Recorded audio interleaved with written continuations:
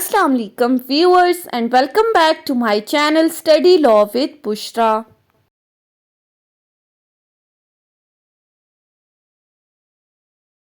So we were discussing Civil Procedure Code 1908. We have discussed up till section 86. In this video we are going to discuss section 88. But before starting the discussion, I request you all to please subscribe to my channel and don't forget to press the bell icon for latest updates. Do share this video with your friends and don't forget to comment your feedback. So let's move towards the discussion.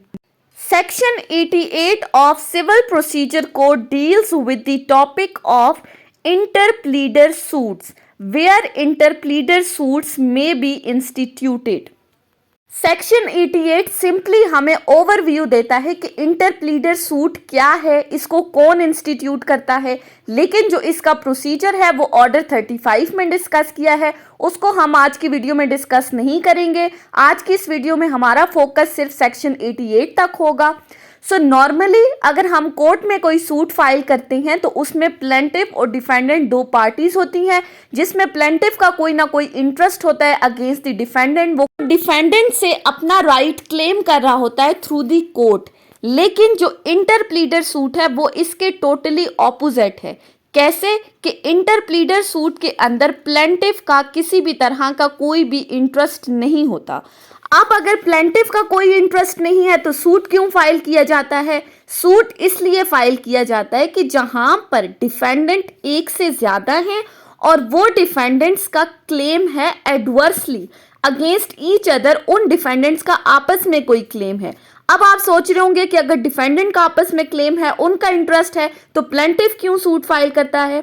So basically इंटरप्लीडर suit plaintiff इस वजह से file करता है कि जहां पर कोई plaintiff है, कोई पर्सन है जिसके पास लेट सपोज कोई प्रॉपर्टी है, चाहे वो इमूवेबल है या मूवेबल प्रॉपर्टी है, और अब उसने उस प्रॉपर्टी का रियल ऑनर तलाश करना है, रियल क्लेमेंट तलाश करना है, जहां पर ये एक से ज्यादा डिफेंडेंट्स क्लेम कर रहे होते हैं कि ये प्रॉपर्टी मेरी है, दूसरा कह रहा है ये प्रॉपर्टी मेरी है। तो अब प्लेंटिफ ने ये चीज डिसाइड करनी है that who is the real owner of that property, इसका राइटफुल क्लेमेंट कौन है। सो ऐसी सूरत में उस प्रॉपर्टी का या कोई भी सम ऑफ मनी या उसका रियल क्लेमेंट ढूंढने के लिए ये प्लेंटिफ कोर्ट में सूट फाइल करता है ताकि इस प्रॉपर्टी को या इस सम ऑफ मनी को उसके रियल ऑनर को हैंड ओवर कर दे। सो प्लेंटिफ की तरफ से ये जो सूट फाइल किया जाता है कोर्ट ऑफ लॉ में for searching the real owner of the property is called interpleader suit. अब प्लेंटिफ का जब प्रॉपर्टी में कोई इंटरेस्ट नहीं है, प्लेंटिफ का इंटरेस्ट इस सूट में किस हद तक है कि इस सूट को फाइल करने के लिए, रियल ऑनर को तलाश करने के लिए जो वो सूट फाइल कर रहा है, इस पर जो कॉस्ट एंड एक्सपेंसेस आ रही हैं वो उस प्लेंटिफ को दे दी जाए। सो ये तो हमने इंटरप्लीडर सूट को सिंपली देखा कि वो क्या होता है। अब सेक्शन 88 के अकॉर्डिंग हम देखें तो सेक्शन 88 कहता है where two or more persons claim adversely to one another the same debt, sum of money or other property movable or immovable from another person। कि सेक्शन 88 कहता है कि जहां पर दो या दो से ज्यादा लोग एडवर्सली क्लेम कर रहे हैं, एक दूसरे के अगेंस्ट कोई क्लेम कर रहे हैं। फॉर एग्जाम्पल, एक बंदा कहता है कि ये चीज़ मेरी है, दूसरा बंदा आके कह रहा है कि ये चीज़ मेरी है, सी एक थर्ड पार्टी है जो कह रहा है ये चीज़ मेरी है। अब ये तमाम लोग कौन है? ये सारे डिफेंडेंट हैं, और वो जिस चीज़ के अगेंस्ट क्लेम कर रहे हैं वो चीज़ है प्लेंटिफ के पास, जो कि एक थर्ड पर्सन है। अब इस प्लेंटिफ को ये चीज़ कंफर्म नहीं है कि जो प्रॉपर्टी या जो सम ऑफ मनी मेरे पास है ये इन तमाम डिफेंडेंट्स में से किसकी है, वो किसको ये चीज़ हैंड ओवर करे। तो ऐसी सूरत में वो इस चीज़ को हैंड ओवर करने के लिए रियल ऑनर को एक सूट फाइल करता है। अब फर्दर सेक्शन क्या कहता है?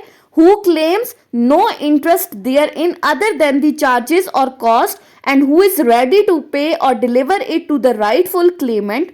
फर्दर क्या कहा है कि ये जो डिफेंडेंट्स आपस में क्लेम कर रहे हैं वो किसी डेट से रिलेटेड भी कोई क्लेम हो सकता है। याद रखें, इंटरप्लीडर सूट किसी डेट से रिलेटेड होगा, किसी सम ऑफ मनी, किसी रकम का मसला है, या कोई प्रॉपर्टी से रिलेटेड कोई क्लेम है, चाहे वो मूवेबल है या इमूवेबल प्रॉपर्टी है, तो किसी तीसरे बंदे से यानी कि प्लेंटिफ से ये दो या दो से ज्यादा लोग क्लेम कर रहे हैं, तो वो प्लेंटिफ कोर्ट में सूट फाइल करेगा कि ये चीज डिसाइड कर सके कोर्ट के थ्रू कि असल मालिक कौन है। अब फर्दर सेक्शन क्या कह रहा है, such other person may institute a suit of interpleader against all the claimants for the purpose of obtaining a decision as to the person to whom the payment or delivery shall be made and of obtaining the indemnity for himself। अब ये plaintiff court में suit file करेगा किस चीज को decide करने के लिए, that who is the rightful Clement among all these. उसका इंटरेस्ट कोई भी नहीं है इस केस में, इंटरेस्ट किस हद तक है, except the cost and charges of the case. So ये प्लेंटिफ जो कोर्ट में सूट फाइल कर रहा है, इसको हम कहते हैं इंटरप्लीडर सूट। और वो कोर्ट में सूट क्यों फाइल कर रहा है, because he is ready to pay and deliver. जहां पर सम ऑफ मनी है तो वो रियल ऑनर को पे करने के लिए रेडी है, जहां पर कोई प्रॉपर्टी है तो he is ready to deliver it to the rightful claimant. So तमाम क्लेमेंट्स के अगेंस्ट प्लेंटिफ की तरफ से जो सूट फाइल किया जाएगा उसको हम इंटरप्लीडर सूट कहते हैं।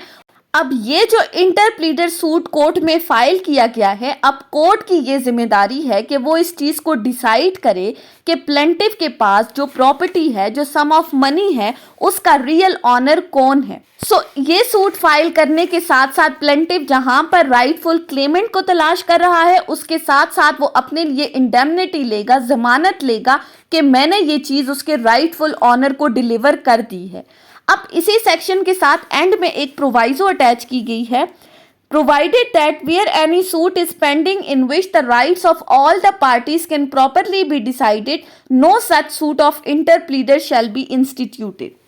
प्रोवाइजो में कहा गया है कि जहां पर एक suit already court of law में पेंडिंग है बिटवीन द पार्टीज, तो ऐसी सूरत में इंटरप्लीडर सूट फाइल करने की जरूरत नहीं है। जहां पर सूट पेंडिंग है कोर्ट के अंदर और उसमें ये चीज डिसाइड हो सकती है, पार्टीज के राइट डिसाइड हो सकते हैं that who is the rightful Clement, तो फिर इंटरप्लीडर सूट प्लेंटिफ की तरफ से फाइल नहीं किया जाएगा।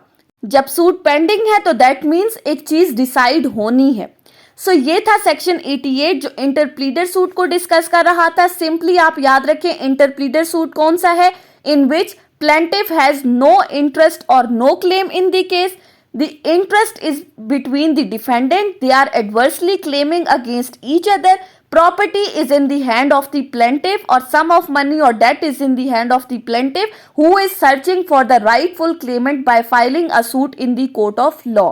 सिंपल सी बात, प्लेंटिफ का इंटरेस्ट नहीं है, इंटरेस्ट डिफेंडेंट का है। प्लेंटिफ सिर्फ और सिर्फ राइटफुल क्लेमेंट को तलाश करने के लिए सूट फाइल करता है, जिसको हम कहते हैं इंटरप्लीडर सूट।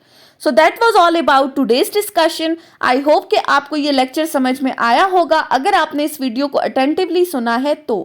अगर आपको ये वीडियो अच्छी लगी है तो इस वीडियो को लाइक करें, कमेंट करें और चैनल को ज़रूर सब्सक्राइब करें। Thank you so much for watching this video. Till then, अल्लाह हाफिज़।